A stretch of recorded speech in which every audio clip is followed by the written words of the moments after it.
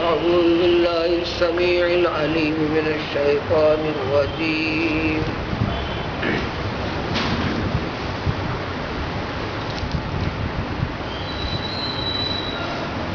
ولن يتمنوه أبدا بما قدمت أيديهم والله عليم بالظالمين ولتجدنهم أحرص الناس على حياة ومن الذين أشركوا يود أحدهم لو يعمر 1000 سنة وما هو بمزحزحه من العذاب أن يعمر والله بصير بما يعملون.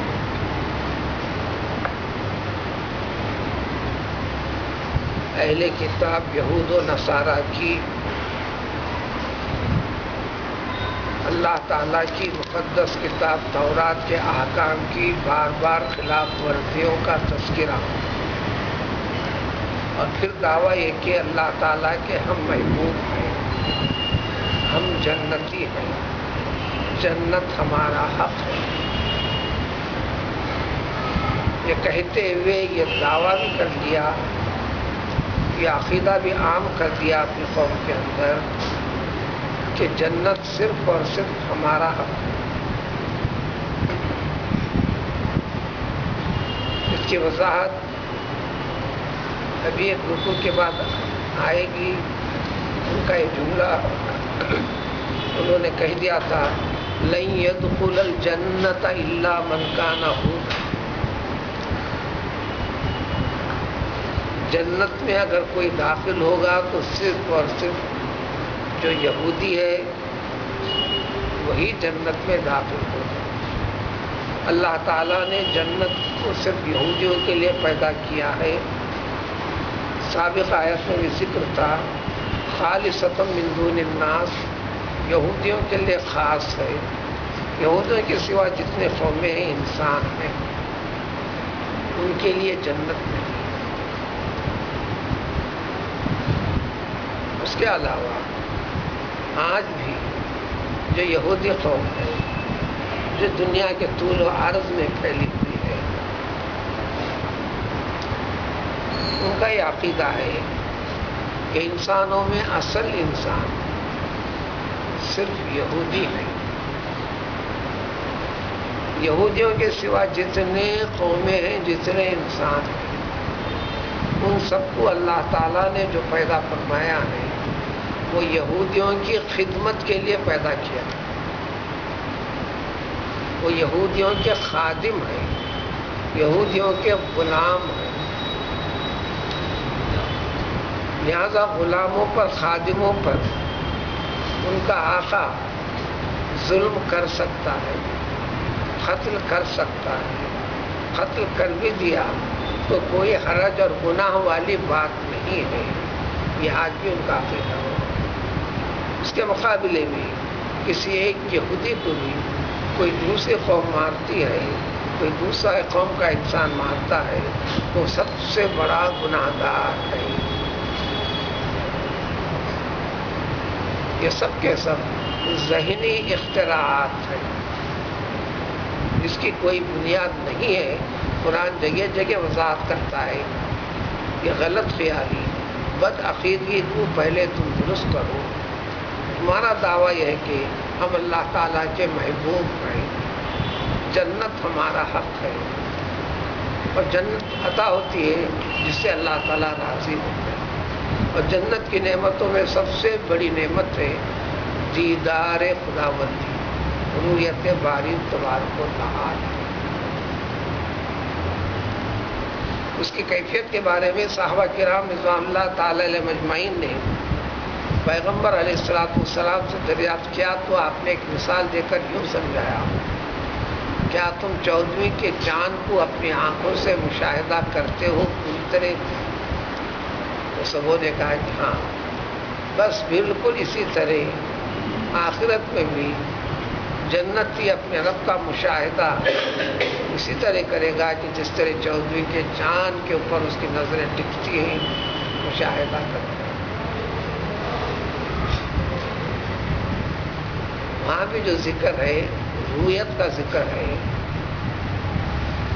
ابصار کا، بصارت کا ذکر نہیں ہے۔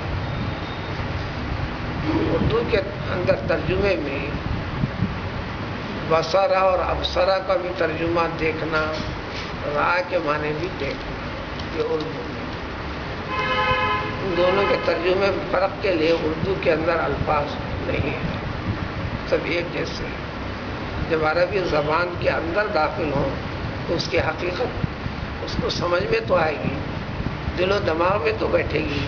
جب ظاہر کرے گا تو بس اردو کے الفاظ کا، جب اردو میں ظاہر کرنا تو انہیں الفاظ کا سہارا لے گا۔ الغرض تو گویا اللہ تعالیٰ کے محبوب بندوں کے لیے جنت ہے، یہ بات طے ہے۔ جب محبوب بندوں کے لیے جنت ہے، ان کا دعویٰ یہ ہے کہ یہ اللہ تعالیٰ کے محبوب ہیں، تو چلو محبوب سے ملنے کا شوق کس کو نہیں؟ جو صحیح محبوب ہوتے ہیں، عاشق ہوتے ہیں، اپنے معشوق کے لیے اپنا سب کچھ تباہ کر دیتے ہیں، اپنی جان کی پرواہ نہیں کرتے، اپنی نیند کی پرواہ نہیں کرتے، اپنے مال کی پرواہ نہیں کرتے۔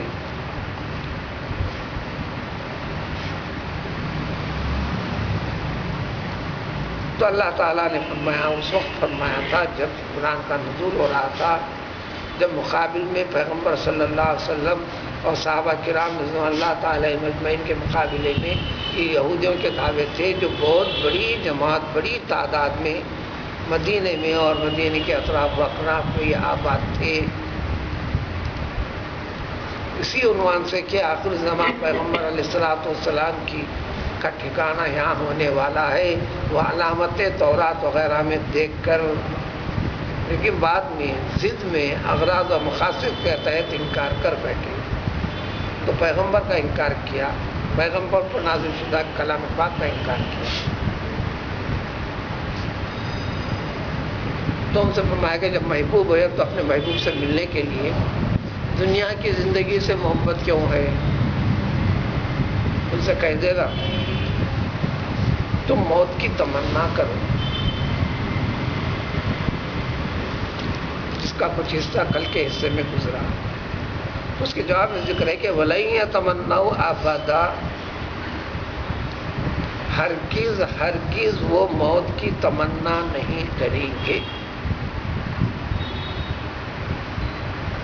ان یہودیوں کو ان کے مستقبل والا کام، مستقبل والا عمل، غیب کی خبر قرآن نے دیا۔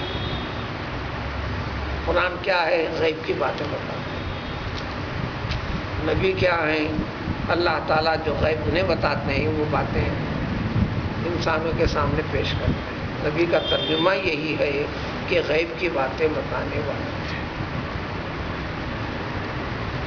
تو اس طرح یہودیوں کے اوپر ان کے سامنے اس کلام پاک کے ذریعے سے، اس کلام پاک کو بواسطہ پیغمبر صلی اللہ علیہ وسلم کے ذریعے سے یہ ان کی غیبی خبر بتا کر یہ معجزہ وَلَن يَتَمَنَّوْا أَبَدًا، وہ ہرگز ہرگز اس موت کی تمنا نہیں کریں گے۔ لا يَتَمَنَّوْنَهُ، اس کی تمنا نہیں کریں گے۔ عربی میں جب لا کی جگہ لن لاتے ہیں تو نیور نیور کا ترجمہ ہرگز ہرگز نہیں، پھر اس کی تاکید کے لیے ہمیشہ ابداً لاتے ہیں۔ وہ کبھی بھی ہرگز ہرگز موت کی تمنا کریں گے ہی نہیں۔ وجہ کیا ہے یہ بھی بتا دیا، بما قدمت ایدیہم، جو انہوں نے کیا ہے، جو ان کے ہاتھوں نے کیا ہے، یعنی ان کے جو اعمال ہیں کفر کے، پیغمبروں کا انکار، پیغمبروں کو قتل کرنا، حضرت عیسیٰ علیہ السلام کا انکار، محمد صلی اللہ علیہ وسلم کا انکار، کلام پاک کا انکار، تورات کے 20 احکام کے اوپر ان کا انکار، عملی اعتبار سے اس کے خلاف کرنا، اس میں تبدیلیاں پیدا کرنا، مسلسل شرارتیں، یہ وہ عملی زندگی ہیں جو ان کے روبرو ہیں۔ ایسا شخص جس کے گناہ زیادہ ہوتے ہیں وہ موت سے، مرنے سے بہت ڈرتا ہے۔ مرنے سے بہت ڈرتا ہے۔ ڈر کی انتہا یہ ہوتی ہے کہ کبھی مشاہدہ اگر نہیں کیا، مشاہدہ تو انسان کم و بیش ہر انسان نے کیا، غور کرنا ایک الگ چیز ہے، مشاہدہ کرنا الگ چیز ہے۔ آسمان سے پانی برستا ہے، زمین اگاتی ہے، کرتی ہے، کون انسان نہیں جانتا۔ کثرت مشاہدے کی وجہ سے انسان غور نہیں کرتا۔ قرآن نے غور کرنے کا سبق یاد دلایا، خدا کی پہچان کرنے کا طریقہ بتایا، تو غور کرنا۔ ایک آمد ہو رہی ہے، آپ ایک طرف جا رہے ہیں، سامنے سے ایک مردہ جا رہا ہے، جنازہ، فوراً گلی دکھی تو ادھر گلی میں پلٹ جاتے ہیں۔ ارے میری زندگی کے اندر یہ باعث سعادت نہیں ہے۔ موجودہ زمانے میں بھی لوگ فوراً راستہ بدل دیتے ہیں تاکہ مردہ گزر جائے۔ مرے ہوئے شخص کا بھی مشاہدہ کرنے کو گھبرانے لگتے ہیں۔ عام طور پر آدمی اپنے منزل سے، اپنے گھر سے جو نکلتا ہے کوئی کام لے کر نکلتا ہے، بعض مرتبہ اہم کام لے کر نکلتے ہیں، جب اس کے راستے میں مردہ نظر آ جائے تو اب یہ بدفعلی لینے لگتے ہیں، اب میرا کام ہونے والا ہے۔ راستے میں بھی خوشی جیسی چیزیں نظر آنا، اور ایک مستقل فن بھی ہے، کسی کام غرض وغیرہ کے لیے آپ جاتے ہیں، کرتے ہیں، تو جانے میں راستے میں جو معاملات پیش آتے ہیں اس کے ذریعے سے بھی ایک علم ہے، ایک مستقل ایک علم ہے۔ تو نتیجہ کا خیال قبل از وقت آپ اندازہ لگا سکتے ہیں کہ ایسا اچھا ہونے والا ہے، برا ہونے والا ہے۔ کیا اچھا ہوگا کیا برا ہوگا وہ نہیں، کچھ اچھا ہونے والا ہے، کچھ برا ہونے والا ہے، وہ بھی ایک فرق ہے، علم ہے مستقل۔ الغرض تو یہ ڈرنے لگتے ہیں۔ بدفعلی کی کوئی گنجائش ہمارے مذہب میں، اسلام کے اندر منع ہے۔ بلی گزر گئی تو یہ سمجھ نہ کرنا، ساری کی ساری چیزیں جو زمانے میں عام ہے، آدمی دیکھ دیکھ کر عقیدے کے اندر بیٹھتے ہیں، تو یہ بد عقیدگی اسلام کے اندر جائز نہیں ہے۔ اگر اس قسم کا خیال ہے تو اس کو دور کرنے کے لیے طریقے فوراً خیال کرنا کہ خیر اور شر کا مالک اللہ تعالیٰ ہے۔ یہ اردو، عربی میں دعائیں ہیں، کتنے یاد کرو گے؟ اللہم لا یاتی بالحسنات الا انت ولا یدفع الشر الا انت۔ اللہ تعالیٰ جو ابھی اچھا کرتے ہیں وہ کرنے کی طاقت صرف اور صرف آپ میں ہے، اور سارے شر و دفع کو بھی دفع کرنے کی طاقت آپ ہی کے اندر ہے۔ اس مصیبت سے ہمیں نجات دلا، یہ عربی دعائیں ہیں اس عقیدے کو دور کرنے کے لیے وغیرہ۔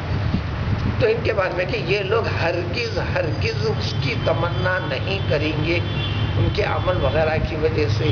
تو انسان کی حرکتیں اس کا ضمیر خود بتاتا ہے کہ وہ کیا ہے، اور اس چیز کو جانتے ہیں اللہ تعالیٰ، اور ان کے دلوں کی کیفیت کو جاننے والی ذات اللہ تعالیٰ کی، اس نے کلام پاک کے ذریعے سے بتا دیا۔ پھر یہ بھی بتا دیا واللہ علیم بالظالمین، اللہ تعالیٰ کون ہے؟ ہر ظالم کو، تمام ظالموں کو، ہر نافرمان کو، ہر گناہ گار کو خوب اچھی طریقے سے جانتے ہیں۔ عالم جاننے والا، علیم خوب جاننے والا، مبالغہ کے معنی علیم، قدیر، سمیع، بصیر، رحیم، اس وزن کے اوپر جتنے عربی میں الفاظ ہوں گے اس معنی کے اندر بہت بہت کا ترجمہ، اس لیے بسم اللہ الرحمن الرحیم میں نہایت مہربان، بہت زیادہ مہربانی کرنے والا، مبالغہ کی کثرت کے ساتھ، زیادتی کے ساتھ معنی اس کے اندر بن جاتے ہیں۔ واللہ، اور پھر دوسری کیفیت ظاہر کرنا ضروری نہیں، پہلے سے ایک کیفیت جس کے اندر موجود ہوتی ہے وہ ظاہر بھی کر سکتا ہے، تو اس جیسی کیفیت قوت رکھنے والے کو رحیم ہوتی ہے، اور راحم ظاہر کرنے کے بعد یہ کام کیا. پھر وَلَتَجِدَنَّهُمْ أَحْرَصَ النَّاسِ عَلَىٰ حَيَاةٍ، یہ موت کی تمنا نہیں کریں گے. اس سلسلے میں چند باتیں کل بتا دی گئی تھیں. پھر مزید ان میں سے بعض چیزوں کا احاطہ حدیث شریف کے اندر بھی ہے. موت کی تمنا مت کرو.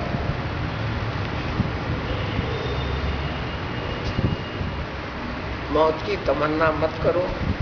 مصیبت کی وجہ سے مرنا، آفت کی وجہ سے کوئی مالی زیادہ نقصان ہو گیا تو آدمی مر جاتا ہے، خودکشی کر لیتا، فلاں کر لیتا. موت کا تذکرہ صحابہ کرام رضوان اللہ تعالی علیہم اجمعین کی جماعت میں نبی کریم صلی اللہ علیہ وسلم موجود تشریف فرمائے. تذکرہ چلا تو حضرت سعد رضی اللہ تعالی عنہ خوب روئے.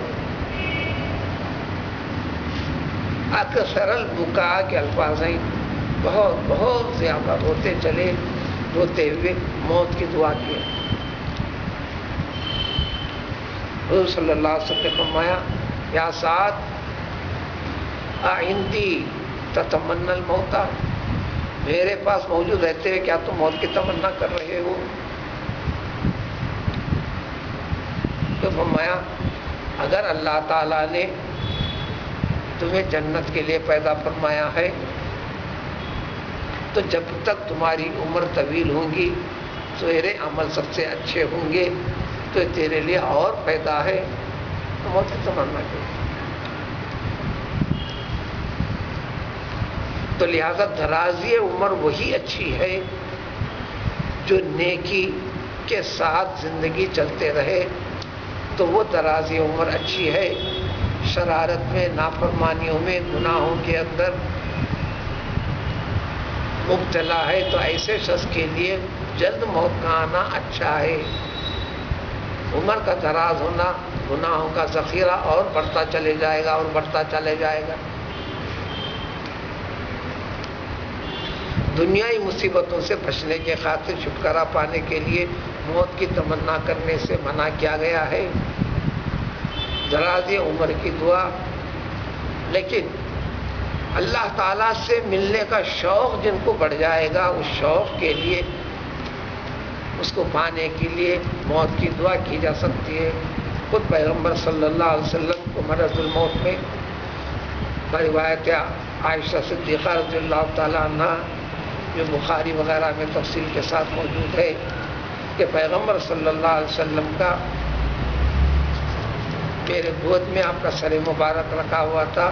مرض الموت میں غنودگی والی کیفیت تھی.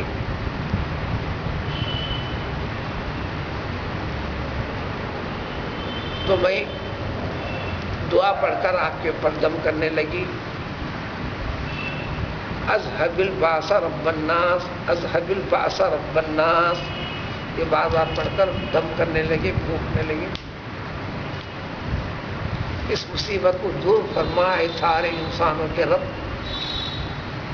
ان الفاظ کا ترجمہ ہے اذهب الباس رب الناس، اے تمام انسانوں کے رب، یہ آئی ہوئی مصیبت کو دور فرما، دور فرما، دور فرما، تکلیف کو دور فرما.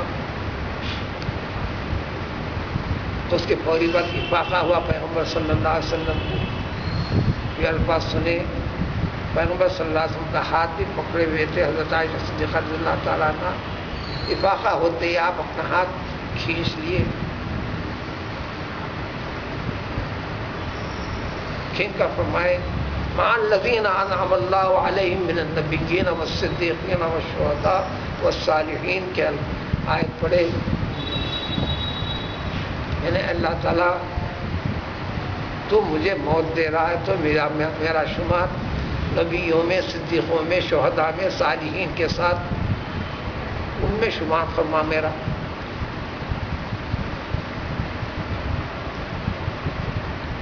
دوسری روایت کے اندر ہے اللہم رفیق الاعلیٰ، میں رفیق اعلیٰ سے ملنا چاہتا ہوں. یعنی موت کی کیفیت تاریخ ہونے کے بعد جو کیفیت میں افاقہ اور غیر افاقہ والی کیفیت جو گزرتی ہے، یہ اس وقت کے حالات ہیں.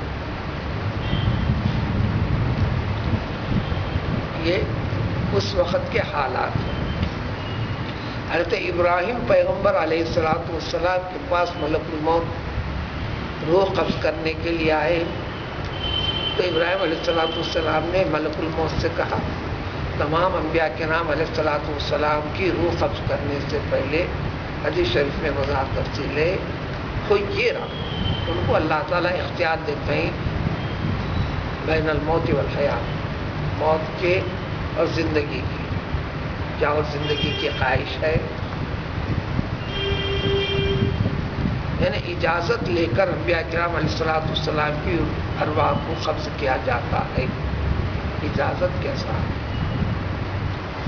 ملک الموت ہر وہ شخص جو مر رہا ہے اس کو دیکھتا ہے، فرشتوں کی جماعت نظر آتی ہے، ان کی گفتگو نظر آتی ہے، اس لیے وہ اس کیفیت میں رہتا ہے ہر مردہ، وہ کیفیت اللہ تعالیٰ ہر مردے کے لیے کھول دیتا ہے۔ حضرت شیطان بھی تشریف لاتے ہیں، وہ بھی دکھتے ہیں، گفتگو کرتے ہیں، سب کرتے ہیں، دوسروں کو نظر نہیں آتا، اس لیے مردے سے اس کیفیت کے اندر میاں تم کلمہ پڑھو، ان سے خطاب نہیں کرنا، لیکن آپ کلمہ پڑھتے چلنا تاکہ افاقہ ذرا بھی اس کے اندر ادھر خیال ہو تو سن کر وہ پڑھ لے، کیونکہ انتہائی تکلیف والا معاملہ رہتا ہے وہ۔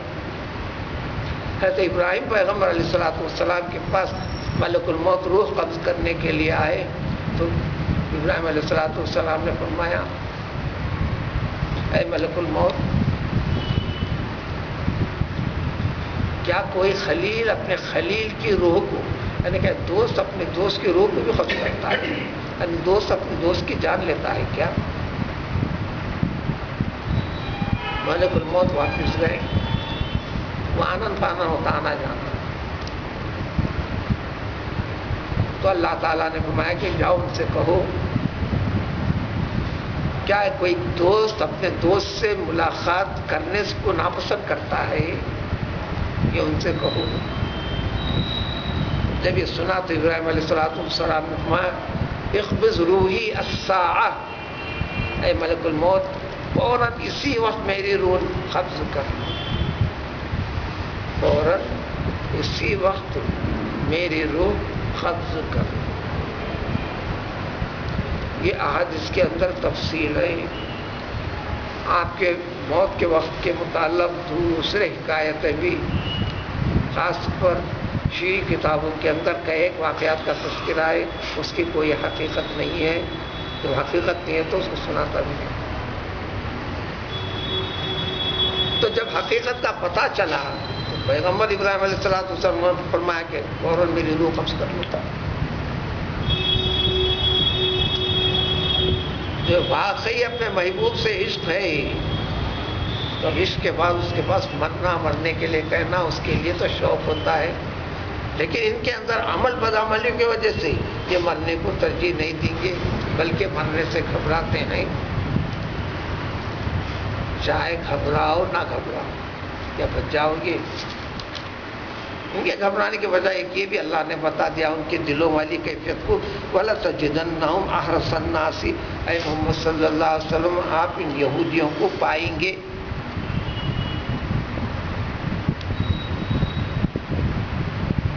یعنی علم سے، اس لیے عربی میں یہ تفسیر ہوتی ہے وَلَتَجِدَنَّهُمْ وَلَتَعْرِفَنَّهُمْ، ان کی حرکتوں سے، ان کے عادات و اطوار سے، جو زندگی سے محبت اور لگاؤ جو کرتے رہتے ہیں، موت سے جو گھبراتے ہیں، وہ خود بخود آپ جان جائیں گے۔ کیا جانیں گے تو پتہ کیا چلے گا، احرص الناس علی حیاء، حریص عربی کا لفظ ہے، اردو کے اندر بھی استعمال جھوکا تو ہوتا ہے، حرص تما، لالچ، کسی چیز کی زیادہ خواہش رکھنا، اس کے اوپر مر مٹنا، آگے بڑھنا۔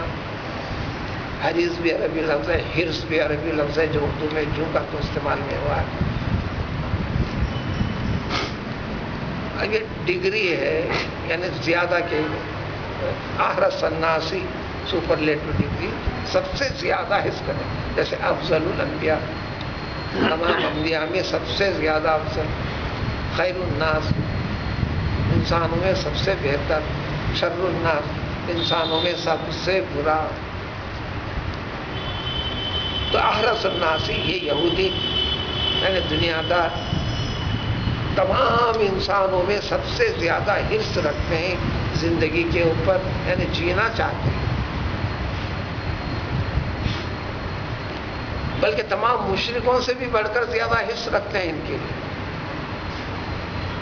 وہ یہ کہ مشرکوں میں سے اکثر مشرکین کا عقیدہ جو کچھ دنیا ہے، آخرت کا عقیدہ نہیں ہے، اس کا تو وہ طویل زندگی پانا، اچھا رہنا، دنیا کی نعمتوں سے لطف اندوز ہونا، یہ اس کی فطری بات ہے، کیونکہ اس کا سب کچھ دنیا کی زندگی کے ساتھ جڑا ہوا ہے، اس کے بعد والی چیز کے اوپر عقیدہ پختہ نہیں رکھتا۔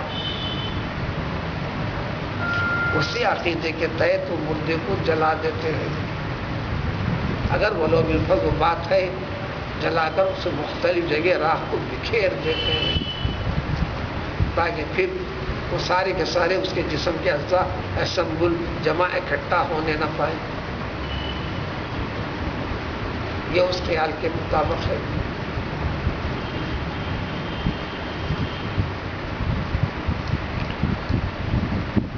تو یہ مشرک تو کرتے ہی ہیں، ان سے بھی زیادہ یہ لوگ زندگی کے اوپر چاہتے ہیں تمنا، اور ان یہودیوں کے اندر تو بعض یہودی، ہر ایک نہیں، ان میں سے بعضوں کا یہ بھی چاہتا ہے ودود، ودن مودت محبت کے معنی، لو یعمروا الف سنہ، کاش زندگی مل جائے 1000 برس کی، 1000 برس سب بھی زندہ رہنے کی تمنا۔ لو یعمروا الف سنہ، اگر زندگی مل جائے ان کی، کاش زندگی مل جائے ان کو 1000 برس کی، کاش زندگی مل جائے 1000 برس کی، اس کی یہ تمنا رکھتے ہیں، درازی عمر کی یہ کرتا ہے۔ لیکن ایک بات یہ بھی بتا دی گیا، انسان چلو زندگی دراز کرتے ہیں، لیکن زندگی ایک دن ختم ہونے والی ہے، ہو کر رہے گی۔ جب ہو کر رہے گی تو ماں بعد زندگی دوسری زندگی کی فکر کرنا، تو وما ہوا بمزاحی من العذاب کو بتا دو، زحزح ہٹنا، دور کرنا۔ اگر عمر 1000 برس کی ہو جائے تو کیا دوزخ کے عذاب سے دوری ہو جائے گی، چھٹکارا مل جائے گا؟ کیونکہ بدعملی ہے، بدعقیدگی ہے۔ اگر زندگی دے بھی دی جائے تو وہ عذاب سے تو ہٹانے والی نہیں ہے نا۔ واللہ بصیر بما یعملون، بما تعملون دونوں قرات ہیں۔ یعملون یہ تمام کے کام جن کا تذکرہ چل رہا ہے، ان تمام کے تمام جو کچھ وہ عمل کرتے تھے، اللہ تعالیٰ بصیر، علیم کے وطن پر خوب جانتے ہیں۔ تعملون ایک دم خطاب سننے والے سے، اے انسانوں اچھی طرح سمجھ لو، جو کچھ بھی تم کرتے ہو کوئی کیا ہوا کام اللہ تعالیٰ کے علم سے غائب نہیں ہے، پوشیدہ نہیں ہے، سب محفوظ ہے، ان کے علم میں محفوظ ہے، اللہ تعالیٰ جانتے ہیں، پھر ریکارڈ کر کے رکھنے کی ضرورت نہیں، لیکن تمہارے اطمینان کے لیے اس کو فائلنگ بھی کر رہے ہیں، کرامن کاتبین کو مستقل رکھے ہیں، سب کچھ لکھا ہوا محفوظ ہے۔ مرنے کے بعد، اٹھائے جانے کے بعد نامے اعمال تمہارے کتاب کے ہر ایک کے ہاتھ میں دے دیے جائیں گے، ہر ایک کا ریکارڈ اس کے حوالے کر دیا جائے گا، پوری زندگی میں کب کب کیا کیا کیا تھا پورے حوالے کے ساتھ۔ ہر ایک کو پڑھنا آئے گا، ہر ایک جانے گا۔ یہ سوال نہیں کہ بہت سارے لوگ لکھے پڑھے ہوئے نہیں، ایسا جانے کی آپ کون سی زبان میں لکھا ہوا ہوگا، کس میں پڑھے گا، پیدا کرنے والا سب کچھ پیدا کر دے گا، صلاحیت کو دے دے گا، سب کچھ پیدا کر دے گا۔ ایک تو یہودیوں کے ساتھ خاص طور پر ذکر کر واللہ بصیر بما تعملون کے خلاف کے ساتھ عام انسانوں کو اس امت کے ساتھ بھی یہ چیز ذہن نشین کرتے ہوئے چلو کہ ان کے جیسا یہ خیال رکھ کر نہ چلو، زندگی جو بھی دے گا، زندگی نیک عمل کے لیے، عقیدے آخرت کے اوپر قائم رہ کر اللہ کی رضامندی حاصل کرنے کے لیے اس غرض کے لیے طویل زندگی چاہو۔ صحابہ کرام رضوان اللہ تعالی علیہ اجمعین کے درمیان میں سے دو صحابہ کا دو دوست ایک ساتھ آئے، اسلام قبول کی۔ اس کے بعد ان دونوں میں سے ایک کا انتقال ہوا۔ اس کے انتقال کے پورے مکمل 1 سال کے بعد اس کا دوسرے دوست کا انتقال۔ صحابہ میں آپس میں بحث چھڑی۔ یہ دونوں گہرے دوست تھے، اس کا دوست 1 سال پہلے مرا تھا، اب یہ 1 سال کے بعد مرا، تو اب آخرت میں جنت میں درجات کے لحاظ سے کس کا مقام بڑا ہے، آپس میں صحابہ کرام رضوان اللہ تعالی علیہ کی بحث۔ بعض صحابہ نے کہا کہ بعد میں مرنے والے کا مقام بڑا ہے، بعض نے کہا کہ پہلے مرنے والے کا مقام بڑا ہے۔ اس تصویر کے لیے پیغمبر صلی اللہ علیہ وسلم کے پاس تشریف لے گئے تو آپ نے فرمایا بعد میں مرنے والے کا مقام پہلے والے کے مقابلے میں بڑا ہے، وہ اس لیے کہ جو 1 سال بعد مرا ہے تو 1 سال مزید اس کو موقع ملا نمازوں کے پڑھنے کا، روزوں کے رکھنے کا، عمل کرنے کا، نیکی کرنے کا، عبادت کرنے کا، اللہ کے ذکر و شغل کرنے کا موقع 1 سال زیادہ کا ملا۔ تو لہذا نیکی کے ساتھ انسان کی زندگی طویل ہوتی ہے تو اس کے نیکیاں بڑھتے ہیں، عمل صالح اس کے درجات کو بڑھاتے ہیں۔ ایمان کے ایک حقیقت کے اوپر باقی رہنا ایک چیز ہے، پھر ایمان کے ساتھ ایمانی درجے کو بڑھانا، وہ عملی زندگی جو جڑی ہوئی رہتی ہے وہ جتنی جڑی ہوئی رہے گی اس کے زندگی میں آخرت میں درجات کے بڑھانے کا ذریعہ اور سبب بنتا ہے۔ سارے حفاظ بھی، سارے قرآن زیادہ پڑھنے والے بھی، ان کے لیے حدیث شریف میں آتا ہے بس تو قرآن پڑھتے چلے جائے، ایک ایک آیت پر ایک ایک درجہ آگے بڑھتے چلے جائے، آگے بڑھتے چلے جائے، جہاں تلاوت میں جہاں رکیں گا تو بس تیزا درجہ وہی ہے، اور جو پورا پڑھیں گا پورے کے پورے درجات میں اونچے درجات کے رہ جائیں گے۔ لیکن اس بات کی وضاحت ہے، سب سے چھوٹا ادنا درجہ جس جنتی کو دیا جائے گا جب اس میں داخل ہوگا تو وہ یہ سمجھے گا سارے جنتیوں میں سب سے اچھا اور بڑا مقام شاید مجھے ہی ملا ہے، یعنی سب سے اچھا، سب سے ادنا چھوٹا درجہ بھی اتنا بڑا درجہ ہوگا، تو پھر بڑے درجوں کا اندازہ ہو جائے گا۔